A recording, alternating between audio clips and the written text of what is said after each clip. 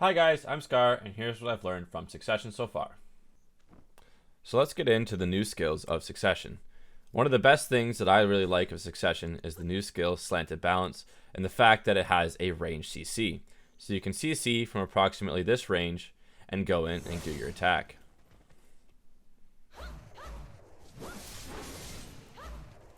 Another one of the updates to the game is that we no longer have to turn our airstrike. Our airstrike now is only bound when it is not a floating target, and you can just airstrike right into the face and continue on with your combo.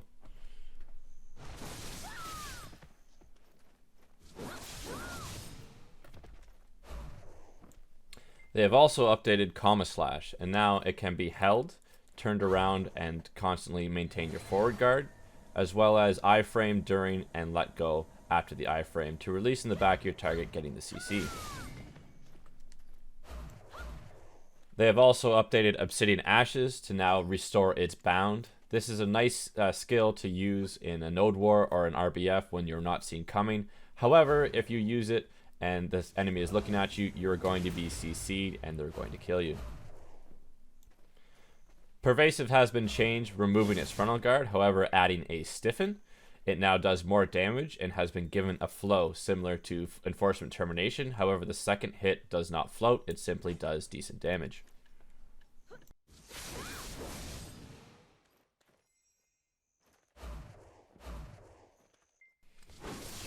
Enforcement Termination is the same, however with a minor damage buff, but it is essentially the same, unprotected, used to be a stiffen and a float on its second hit.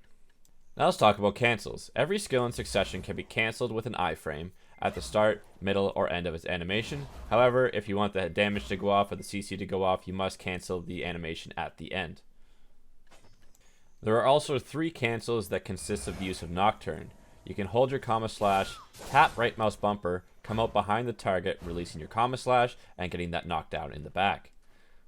It should be noted that Comma Slash must be fully charged in order to be Nocturne cancelled and still use the damage in the back.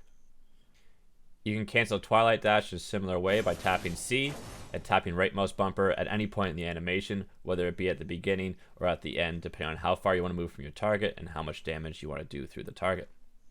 This is very useful as it allows you to come out in a protected state of the super arm that lingers with Nocturne, as well as closing gaps, going behind the target, and just not moving too far from a PvP or PvE target during a combo. The final cancel with Nocturne is the Lunacy cancel. You tap your Lunacy, tap right mouse bumper to go into Nocturne, and use S or W to either move behind the target or back up in a protected state. The second option can be useful if you just did damage to a large group and you need to get it out fast with a forward guard protection and then dash away. Now let's talk about Ravage Rake. In my opinion, this is still not a very good skill. It is up for debate, however, among the DKs, but its animation is very long, its damage is not great, and the whole thing is unprotected. In my opinion, your combo is much better off to use things like Enforcement Termination and Pervasive Darkness Flow to get off significantly more damage in the same amount of time. Still unprotected, but is significantly better damage. As well, the heal of 30 HP per good hit is not really noticeable. Similarly, the heal on Lunacy Vidir is not overly great at 50 HP per good hit. However, the BSR having 12 hits and 50 HP on every hit, it is not too bad to be used against 2 to 3 targets to do damage as well as heal through the damage they are giving to you. However, on a large group, you will still die before the animation goes off. Now let's talk about PvE combos. As always, I like to start my combo with an Unveiled Dagger. This will give me a speed buff of 10% attack speed for 5 seconds, and then follow it up with a DP down of Pervasive Darkness. This will start off the combo with decent damage as well as stiffen the targets at Star Zen and Hystria that aren't the large targets. You then want to follow it up with your big damage skills using your Enforcement Termination, Spirit Legacy, Lunacy, Twilight Dash cancelled with a Nocturne, and then go back into your other skills such as Slanted, Enforcement Termination again, Pervasive Darkness, rinse and repeat when skills are off cooldown.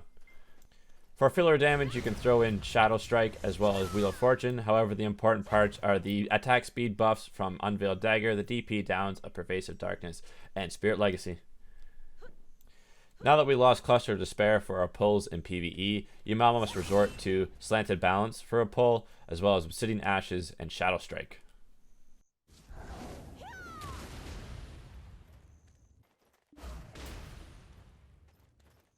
Now let's get into some PvP. Your main catches are going to be Slanted Balance, Wheel of Fortune, Comma Slash, as well as Lunacy of Adir.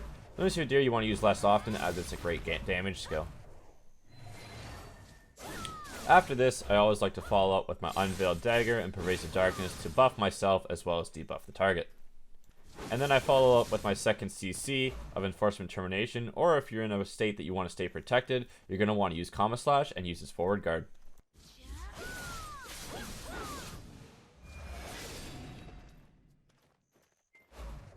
After this, you're going to use your big damage skills such as Lunacy of Adir and Spirit Legacy, as well as Twilight Dash, but you want to use Twilight Dash and cancel it to remain in the target zone and do damage in the back.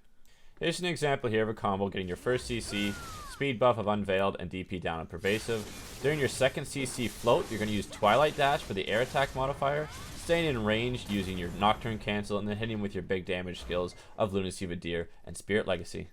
Twilight does massive damage and is even exaggerated with the air attack modifier, and when you use the Nocturne cancel, you can stay in range for that big damage of Lunacy of Adir and Spirit Legacy. Hope that helps, guys. We're still learning the succession ourselves, and I'm sure there's a few things we've yet to discover. However, it's tons of fun, it's lots of damage, tons of utility, lots of CCs. So far, it's been great in Node Wars, RBFs, and 1v1s. However, I can see how it would fall off a little bit in Siege. But overall, we're loving it. And we hope this video helped you guys and that you guys love the class as much as I do. Thanks for watching.